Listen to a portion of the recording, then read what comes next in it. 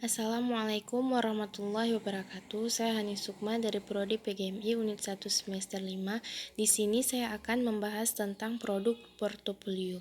Yang pertama itu ada pengertian penilaian. Ada dua istilah terkait dengan konsep penilaian, yaitu pengukuran dan evaluasi. Pengukuran adalah suatu penetapan angka terhadap suatu gejala menurut aturan tertentu.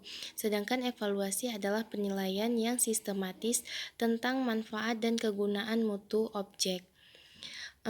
Pada Permendiknas nomor 20 tahun 2007 tentang standar penilaian dijelaskan bahwa penilaian adalah proses pengumpulan dan pengolahan informasi untuk menentukan pencapaian hasil belajar siswa. Penilaian tidak sekedar pengumpulan data siswa, tetapi juga pengolahannya untuk memperoleh gambaran suatu dan hasil belajar siswa. Penilaian tidak sekedar memberi soal siswa kemudian selesai, tetapi guru harus menindaklanjuti untuk kepentingan pembelajaran. Yang selanjutnya itu penilaian produk.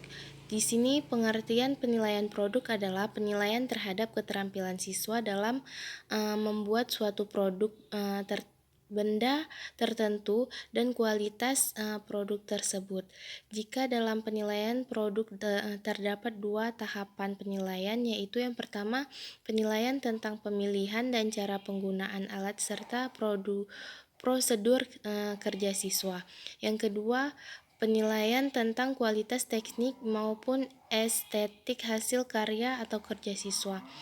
Hasil kerja yang dimaksud di sini adalah produk kerja siswa yang bisa saja terbuat dari kain, kertas, metal, kayu, plastik, keramik, dan hasil karya seni seperti lukisan, gambar, dan patung. Hasil kerja yang berupa aransemen musik, koreografi, karya sastra tidak termasuk hasil kerja yang dimaksud di sini. Yang kedua itu tahapan dalam membuat suatu kerja. Nana Sujana dalam membuat suatu hasil kerja ada 3 tahapan yang harus dilalui siswa, yaitu tahapan perencanaan atau perancangan, tahapan produksi, dan tahapan akhir. Meskipun terdiri atas beberapa tahapan yang berbeda, tetapi semua tahapan itu merupakan suatu proses yang padu. Selanjutnya ada tujuan penilaian hasil kerja.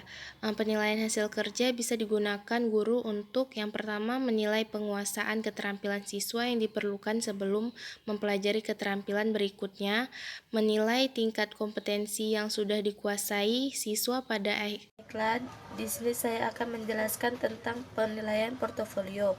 Yang pertama itu ada pengertian dari portofolio.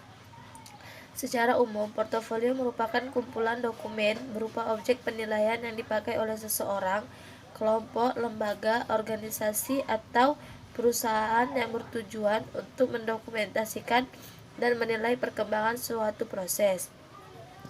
Dalam dunia pendidikan, portofolio dapat digunakan guru untuk melihat perkembangan peserta didik dari waktu ke waktu berdasarkan kumpulan hasil karya sebagai bukti dari suatu kegiatan pembelajaran. Yang kedua yaitu ada proses portofolio. Jenis portofolio proses menunjukkan tahapan belajar dan menyajikan catatan perkembangan peserta didik dari waktu ke waktu.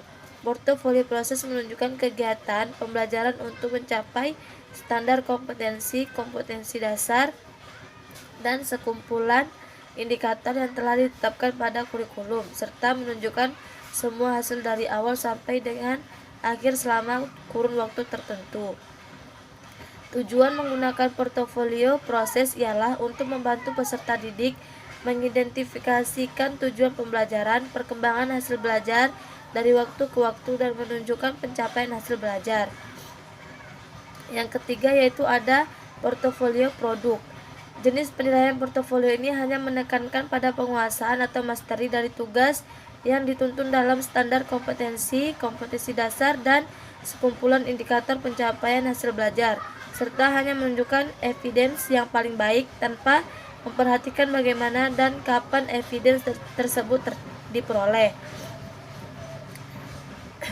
Tujuan portofolio produk adalah untuk mendokumentasikan dan merefleksikan kualitas prestasi yang telah dicapai. Contoh portofolio produk ini ialah portofolio tampilan dan portofolio dokumentasi.